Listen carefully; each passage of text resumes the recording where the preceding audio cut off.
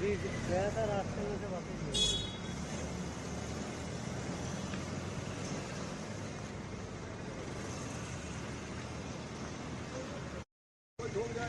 नहीं, यहाँ पे जो आएगा वो आराम से आएगा। 2 से 3 मिनट आप काम करने दीजिए। और यहाँ पे तो ये लगा ही रहेगा। इतनी बड़ी घटना हो गई है, आपके लिए कोई मुसीबत नहीं है। जो लोग आएंगे वो अपने आप देखेंगे।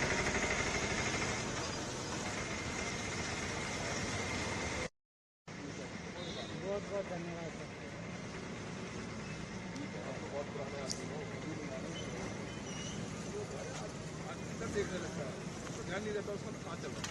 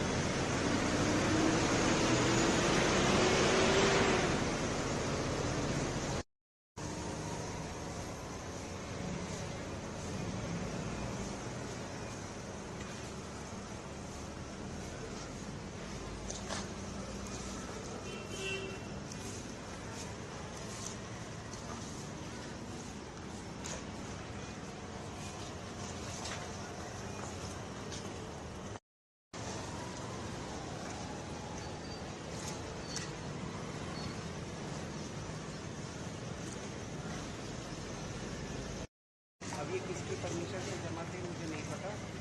अब ये पार्षद साफ कर रहा है, 100 मीटर दूर है।